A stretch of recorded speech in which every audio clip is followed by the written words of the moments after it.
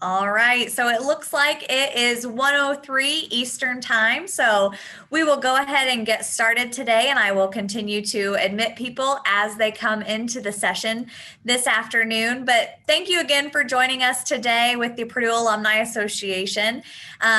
This is an interesting topic, and I'm glad so many people are here to listen in and work with Dale and his team.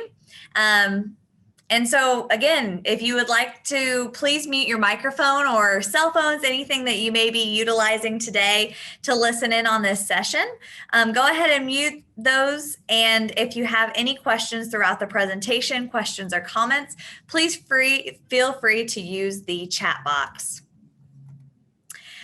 I am Bailey Neff. I am with the Purdue Alumni Association. I am the Director of Business Partnerships and have been with the Purdue Alumni Association for 3 years now. I am a Purdue grad myself, 2017 College of Agriculture. And so I want to give a shout out to any other Purdue grads that we have here joining us today. A little bit about what we do at the Alumni Association. We are all about inspiring well-being, whether that's personally, professionally, or intellectually. And so this topic today really ties into all three of those. And so wanting to give our alumni an opportunity to connect with us, to connect with each other, even in this digital world that we are currently living in. I also want to talk a little bit about our business membership platform. This is what I work with on a day-to-day basis. This is our supporter level membership and also our recruiter level membership. This is specifically for small and medium-sized businesses. We want to cater to you as individual alumni, but also want to cater to your businesses as well. So giving you access to education and videos like we are sharing today, access to our alumni through our business directory and other networking events that we may have in person or online. And then our recruiter level is really just that. If you're looking to hire Purdue grads specifically, we can give you access to those alumni through different outlets such as our job portal, which is in our Purdue Alumni portal as well. And then also introducing you through email, social networks, and discounts on advertising. So if you're interested in business membership, it's a great way to just get your foot in the door, let Purdue know about your business, and then we can help you let other Purdue grads know about your business as well. So I am going to kick it over to Dale Gibbons today. He is our presenter and also a Purdue grad as well. You're going to get the opportunity to hear from him about his experiences and also how to really gain that exposure through marketing outlets, as well as just how to have more money in your pocket as a business owner. So I'm going to give him the opportunity and make him the host here, and he will switch on over to his presentation. But again, thank you for joining us. And we do hope that you enjoy, and feel free to put questions in the chat at any time. Dale, over to you. Awesome. Thanks, Bailey. I appreciate that. Hopefully you can hear me okay, loud and clear. Thumbs up if you can. It sound good? All right, fantastic. I am very honored and excited to be able to serve you, every one of you, members of the Purdue Alumni Association, friends of Purdue University. And we're going to really cover some pretty exciting things today. I actually see some faces that I recognize, a friend from Rome, Italy, who is up in the middle of the night. Hi, Katja. And some current and former clients. Lori, good to see you. Haven't seen you in forever. A little about me. I graduated from Purdue in 1987. My work for the first, I'm 28 years old in each leg. My work has led me through lots of different careers and different countries. The first half of my 33-year career now was mostly in corporate life. Always had business on the side, mostly real estate. And in 2005, I reinvested some proceeds from a real estate transaction, bought a business that was doing $700,000 in sales. A break-even month was a big deal at the time. And we were able to grow that to $8 million in sales, and I was able to exit that back in 2015 and really just take a couple of years off and invest that time in helping my parents through their final season of life, which was a very important thing to do. What I'm going to do here, I'm going to actually turn off my video, if that's okay with you guys, so that I can be absolutely sure to preserve the quality of the audio. And then I'm going to share my screen here, and we're going to go through some things that, if you take notes, and I hope you will, that you'll be able to apply right away as soon as we're finished here today. So please take notes. Also, while we're getting started and while I'm getting everything kind of teed up here, what I would like for you to do is I'm going to need a volunteer. One thing to remember is that leaders go first. So if you don't mind, be ready to volunteer when we get to that place. And let me put it this way: you will benefit significantly from volunteering. We'll definitely make sure that it's worth your while. So I'm going to share my screen here. I think that's working. Let's see. Holly Bytel, I can see you. Can you give me a thumbs up if you can see my screen? Okay. Okay, perfect. I think we're cooking with oil now. All right, good. Okay. All right, here's what we're going to do. How to add $100,000 or more in profits without spending more on advertising or marketing. You know, this is a challenging time for sure. 2020 has been interesting, to say the least.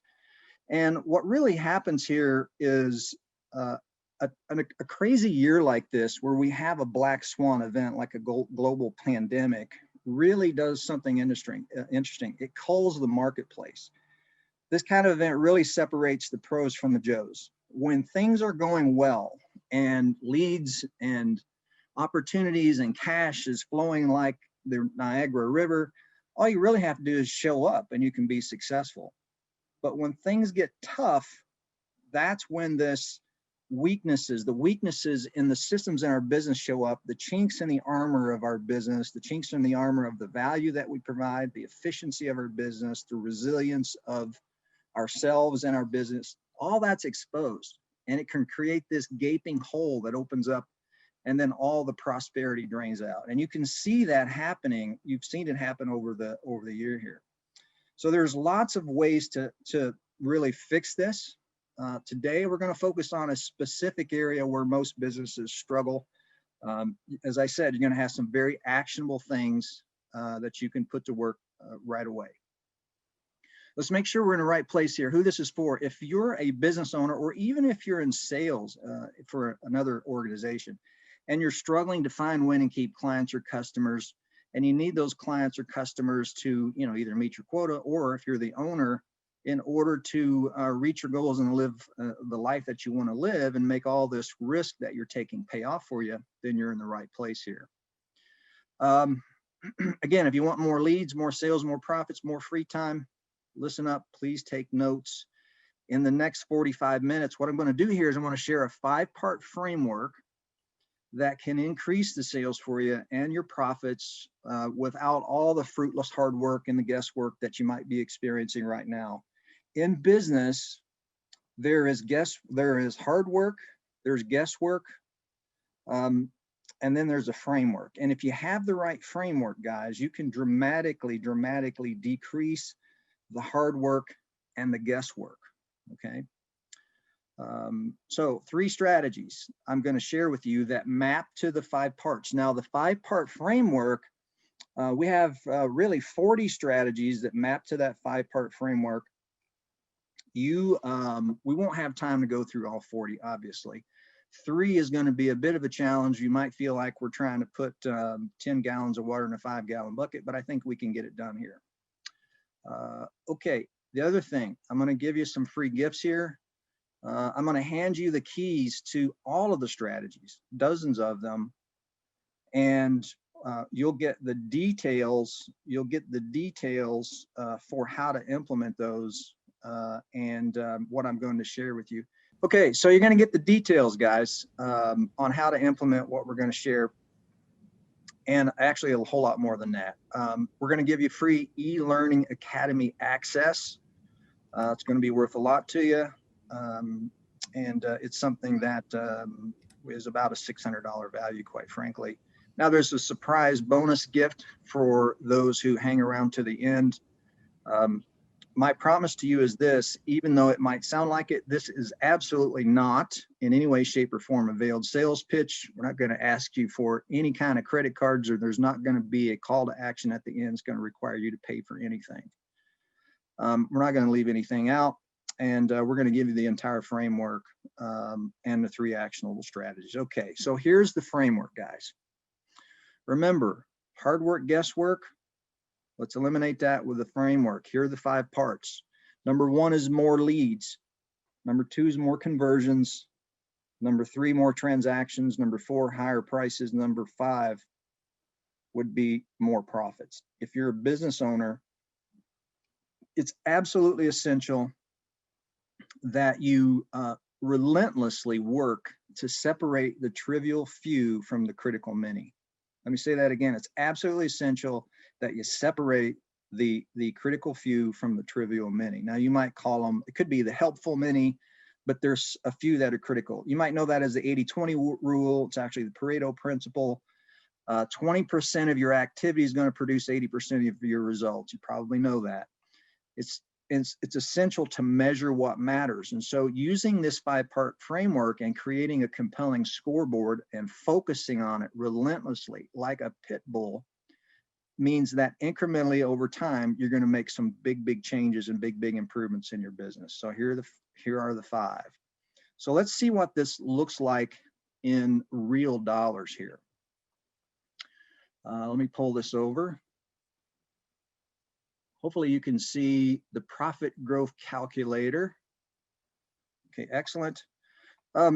I'm going to give you access to this also. You can see the domain up here if you want, but I'll make sure you have access to it after the event's over. What I would do is encourage you to use this to go in and do a high level kind of x-ray of your business. Now later, we'll give you the opportunity to have really what I call the business MRI. We won't do that here, but let's say that you have 1,000 leads coming into your business every year, and you convert 25% of those, which is relatively, respectful. And they purchase from you 10 times every year. Okay. And let's see. Whoops, sorry about that. That's what happens when you hit the wrong button. They purchase from you 10 times every year, and I've got things showing up in my way here. Okay, so the value of the transaction is about $100, and you have a 25% profit margin in your business. That's a net operating profit. That's 25% of your total top line sales. Okay, so if we multiply that out, this would be a small business netting $62,000 a year. This would be considered a pretty small business. If you've got a bigger business, then your numbers would almost certainly be different. You might even add a 0 to this, perhaps. Okay. But look what happens if you focus on these 5 areas and you increase these 5 areas by just 10%. Now you're netting over 100,000. Increase them by 50%, and now you're netting almost $500,000. So from 62 to 100 to over 400, almost $500,000, that's worth paying attention to. That's worth focusing and measuring these 5 things, because these are the 5 things I promise you that in every business are in play, but most business owners simply aren't paying close attention to these and building out a really compelling scoreboard using these 5 areas. Okay, this 5-part framework. All right. Again, as we're going to want a volunteer here in a little bit, so remember to step forward and Bailey asks. Again, here's the 5-part framework. We're going to focus on the first part, which is leads. We talk to a lot of small businesses, and this is one of the things that almost always comes up first. Man, if I just had more people raising their hands saying, wow, I could really use your help, life would just be so much better for me. And that's usually the case. Sometimes that's not exactly what they need, but leads is typically it. Okay, so let's focus on leads. All right, this is where I'm going to need a volunteer. And one of the very first things that when we're in business, or even when we're in sales, that we hear when we're in the marketplace is, so insert your first name. Tell me, what do you do? Put in the chat box if this is something that you answer almost every single day. If it is, say yes in the chat box. This is very common. Now, if you live where I live, which is the Louisville, Kentucky area, the question that comes after that is, what high school did you go to? This is an interesting cultural dynamic that goes on from one region to the other. But so what do you do is an important question. Now, I can tell you that based on the answer to this question, okay, the way you answer this question is going to tell me whether you're succeeding or failing as a business, or whether you're leaving money on the table and people unserved who could use your superpowers. Now, most people don't really care what you do, quite frankly.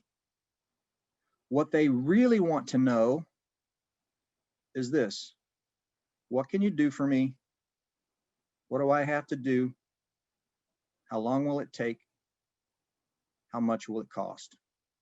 Okay, now let me pause there. Bailey, do we have a volunteer? If somebody would like to come forward today, that would be great. The two people I asked had a couple conflicts. So if anybody would be willing to come forward, we would greatly appreciate it. I'm willing to work without a net, and I'm willing to work without a net here and help somebody dramatically improve the answer to this question. Okay, it looks like we have several people. Julie Primo. Okay. Good morning, Julie. afternoon. It's afternoon now. Hi, Julie. You're the winner. All right, Julie. So tell me, I'm going to pull this notepad over. Okay. So tell me, Julie, you and I met. We bumped into one another at maybe a trade show or networking event. You have no pretext or context for this. I just asked you, so Julie, tell me what you do. Please be as honest as you possibly can and share with me how you would typically answer that question. Sure. And go ahead. So what we do is we inform, instruct, illuminate, and inspire you to be the best you can be in an onward, upward, thriving environment. Okay, good. I'm not even going to try to type that out now. Okay, Julie, is that right? Yes. Okay, Julie, we never met before. I met you, let's say, in line at the Kroger or the grocery store, and I said, hey, what do you do? And that would be the answer. Am I right?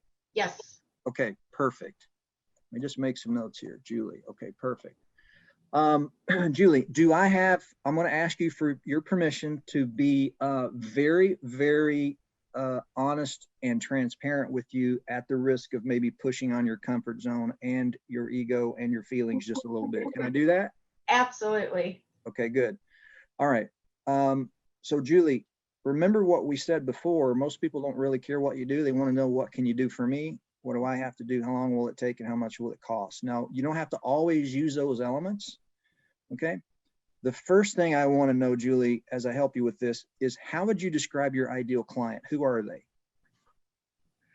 The ideal client is anyone who's looking to better themselves from the inside out, to be a better version of themselves. Okay. Isn't that almost everyone? Yep. Okay. So here we have the first challenge. Now, if you had to really think about this, let's narrow this down. Let's start with, there's 3 parts of identifying your ideal client, which we could spend a whole hour just on that, but there's 3 parts of identifying an ideal client that are important. One is the demographic, and let's just start with typically, what is the age range of the folks you work with? About 25 to 50. 25 to 50. So now we're getting somewhere, right? Okay. Are they male or female? Both. It's predominantly female. Okay. Mm-hmm. And predominantly female. Okay, good. And what part of the country or the world do they live in? United States. Okay, USA. Mm-hmm. Okay, good. And what is it they're struggling with that they don't want, or what is the thing they want that they don't have? Work-life balance, as well as leadership development skills. So we have our approach is to start with the individual and then help them identify what they need. Because if I try to convince somebody of what they need, it's not a partnership. I don't approach our business as a convincing. They have to see they've got a need first. Okay, good. So what pain are they feeling that might cause them to reach out to you and say, Julie, I've got a problem. I need work-life balance and leadership development skills? Mm-hmm. Lack of recognition at workplace, lack of knowing how to navigate within the home in a healthy environment. We have 4 pillars in our business, and one is personal care.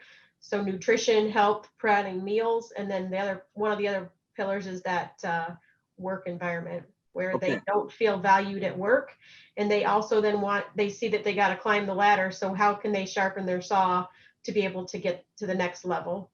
Okay, got it. Now, what is it that they want to avoid as they try to gain all of these things? More stuff on their plate that doesn't work. More stuff on their plate that doesn't work, like what? Give me some examples. So they go to their boss and they ask for additional work because they think that that's what's going to find value in their company. And it's truly not. So they don't want to have to add more to their plate to prove their value when they feel their value is already being proved at work. So if we take it just from that one lens, there's lots of pillars in our business. So let's just work on the business aspect. Okay, perfect. So I'm going to move this out of the way. I can still see it. I'm going to inch us forward here a little bit. Okay. Mm-hmm. Remember, what can you do for me? What do I have to do? How long will it take? How much does it cost? That's what they really want to know. Here's some important keys to being successful when you're putting a message together and putting it out in the marketplace. In other words, marketing. Okay, Julie, and everyone listening. There was a famous ad guy whose name escapes me, but in the beginning of the 20th century, he said, look, you must enter the conversation taking place in the head of your ideal client. Okay. Think about what the mental chatter is that's going on in their head. What do they want that they don't have, or what do they don't want that they want to get rid of? Again, one way to look at this is there's a problem that they have that they don't want. There's a result that they want, but don't have. That should say won't. Should say want, not won't. This is the question that's going. This is a thing they're battling with here. Okay, so the way to do this, guys, is to change this up and create what I like to call a market dominating position statement. Okay. Just remember that. Jot that down, market dominating position statement. If you want to just write down MDP, that's fine. Now, a little bit of understanding of what a market dominating position statement is. You probably heard of unique selling proposition, or USP. There's other terms for this. A USP helps identify and communicate what's unique about you and why someone should do business with you versus anybody else, including doing nothing. Okay. The difference between a market dominating position and a USP is a market dominating position incorporates the most powerful human element of this, which is emotion. Okay. And I'm going to give you a few examples in just a second. Here's one quick example. Let me check how we're doing on time. Very good. One quick example would be in the early 1900s, the early 20th century, during World War I, the government needed some way to provide high calorie snacks to the soldiers in such a way that it didn't spoil or didn't melt or anything, and that it could stay with them. So a candy company developed a calorie dense chocolate with a hard shell around it so it would not melt. So M&M's candy was born. After the war, they had to sell it. A marketing guy named Ross Rees developed the idea of the unique selling proposition. And he said, okay, melts in your mouth and not in your hands. Now we know where that came from, but it doesn't touch on anything emotional. If you could say melts in your mouth and not in your hands, so that you can have the calories you need to fight and win and come home to the family that's waiting for you and hug them around the neck. Now you're adding emotion. Okay. So your answer should look like this. I help And number one is your ideal client. Two, that's the problem that they have but don't want, or the thing that they don't have that they do want, okay? Number three is how you do it. Number four is the pain they want to avoid while getting it, okay? Now, it might look something like this. I'm going to show you some examples in just a little bit. Let's finish yours up here, Julie, okay? What if we did this? What if we said, you're in line and you're talking to, if you're talking to a man, you wouldn't say this necessarily. You might. You might say, I help women, because you said that's mostly where these folks fit, okay?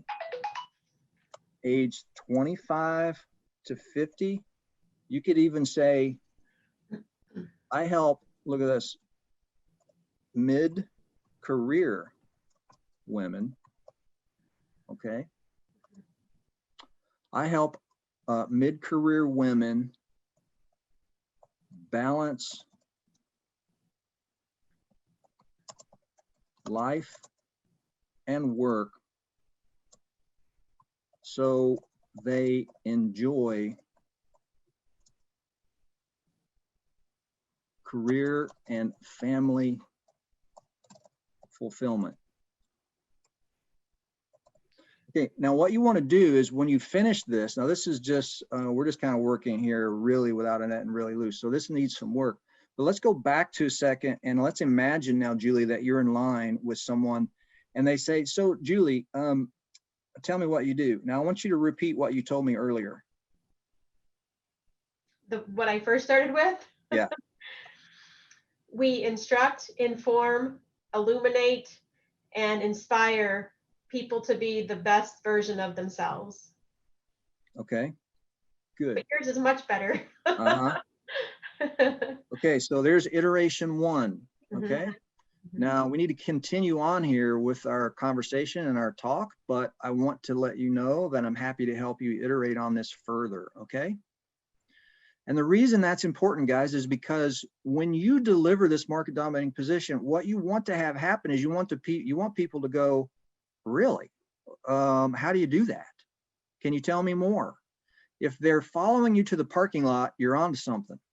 If they are staying in the elevator during your elevator pitch, you're on something. If they're getting off at the next floor, you got it wrong. Okay. You follow me there, Julie? Is that helpful? Yeah, absolutely. Absolutely. Okay, good. So here's what I want to do next. So Julie, thanks for volunteering. I appreciate that. And I'll make sure and get your contact information, and I'll reward you with semi-fabulous prizes. How's that? I appreciate the help. That in itself. Okay, perfect. All right, guys, welcome back. We've got 13 minutes. My goodness, time flies. So hopefully that was helpful for all of you. Let's continue here with the rest of what I want to share. So here's some examples of, guys, of what this might look like. You might have heard someone answer that question like this. So tell me what you do. Well, I'm an engineer at Acme Corporation. You apply this like we just talked about, it becomes this. I design high-tech fuel systems for cars so they burn less gas, which means car owners like you save thousands of dollars each year and help heal our planet. The technology difficulties that we did see, but appreciate all of your time today. Please do send an email to Dale to be able to receive these extra added benefits. And I also put in my email address into the chat box as well. If you would like to learn more about Purdue Alumni Business Membership, please reach out to alumnibizdev@purdue.edu, and hope to see you all at the next webinar. Thank you again for your time, and take care. Thanks, everyone.